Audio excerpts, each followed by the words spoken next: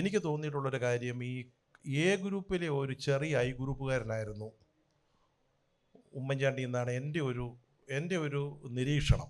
അതായത് ആൻ്റണിയുടെയും വയലാർ രവിയുടെയും നേതൃത്വത്തിലുള്ള പല തീരുമാനങ്ങളോടും ഉമ്മൻചാണ്ടി മനസ്സുകൊണ്ട് ആ തീരുമാനം അംഗീകരിക്കുന്നതിൽ വിമുഖനായിരുന്നു എന്ന് ഈ പുസ്തകത്തിൽ വളരെ കൃത്യമായിട്ട് പറയുന്നുണ്ട്. അതൊന്നും വളരെ അടിവരയിട്ട് എഴുതാൻ അദ്ദേഹം എനിക്കൊരു പെർമിഷൻ തന്നിരുന്നില്ലെങ്കിലും അതൊക്കെ ഈ പുസ്തകത്തിൽ വന്നിട്ടുണ്ട്.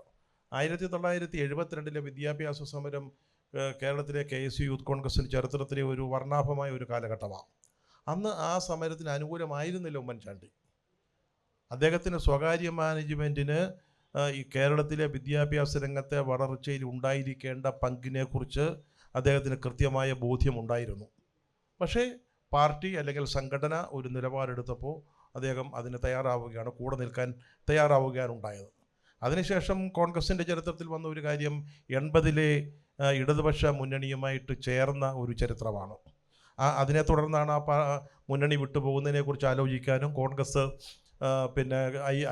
കോൺഗ്രസ് ഐയും കോൺഗ്രസ് അന്ന് എയാണ് എയും കൂടെ ലയിക്കുന്നതിനെക്കുറിച്ചൊക്കെ ആലോചിക്കാനുള്ള നാരായണൻ്റെ മധ്യസ്ഥതയിൽ നടന്ന ചർച്ച. ഈ 80-ലെ തെരഞ്ഞെടുപ്പ് നടക്കുമ്പോൾ അദ്ദേഹം അത്തവണ മത്സരിക്കുന്നില്ല എന്ന് തീരുമാനിക്കുകയാണ് ഉമ്മൻചാണ്ടി. കാരണം ഉമ്മൻചാണ്ടിയുടെ മണ്ഡലമായ പുതുപ്പള്ളിയിലെ മുഴുവൻ കോൺഗ്രസ് പ്രവർത്തകരും നേതാക്കളും CPM-ഉമായിട്ടൊരു കൂട്ടുകെട്ട് ഉണ്ടാക്കുന്നതിനെതിരാണ്. അദ്ദേഹം അതുകൊണ്ട് തീരുമാനിച്ചു, ഇത്തവണ ഞാൻ മത്സരിക്കുന്നില്ല. കാരണം CPM-ൻ്റെ സഹകരണത്തോടെ ആ മുന്നണിയിൽപ്പെട്ട് മത്സരിക്കാൻ അദ്ദേഹത്തിന് അന്ന് പുതുപ്പള്ളിയിൽ സാധിക്കുമായിരുന്നില്ല. വ്യക്തിപരമായിട്ടും അദ്ദേഹത്തിന് അതിനോട് യോജിപ്പുണ്ടായിരുന്നില്ല. അന്ന് എറണാകുളത്ത് മാസ് ഹോട്ടലിലാണ് ആൻ്റണി താമസിക്കുന്നത്.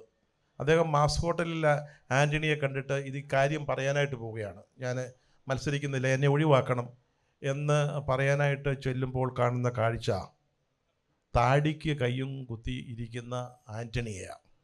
അദ്ദേഹത്തിൻ്റെ മുറി മുഴുവൻ അടിച്ച് തകർത്തിട്ടിരിക്കുക, പുസ്തകങ്ങൾ മേശ മറിച്ചിട്ടിരിക്കുന്നു. അവിടെ ആരോ എന്തോ ഒരു സംഘർഷം നടന്നതിൻ്റെ ബാക്കിപത്രം പോലെ മൊത്തം അലങ്കോലപ്പെട്ട് കിടക്കുന്ന ഒരു മുറിയാണ് അദ്ദേഹം കാണുന്നത്. സംഭവിച്ചത് എന്താണെന്ന് ചോദിച്ചാൽ, അന്ന് കോൺഗ്രസ് എയും CPM-ഉമായിട്ട് അന്നത്തെ ഇടതുമുന്നണിയുമായിട്ട് ധാരണയുണ്ടാക്കാൻ തീരുമാനിച്ചതിനെ തുടർന്ന് ചേർത്തലയാണോ അരൂരാണോ MK രാഘവൻ എന്ന് പറയുന്ന അന്ന് പിന്നീട് SNDP പ്രസിഡൻ്റൊക്കെ ആയ വലിയ നേതാവാണ്.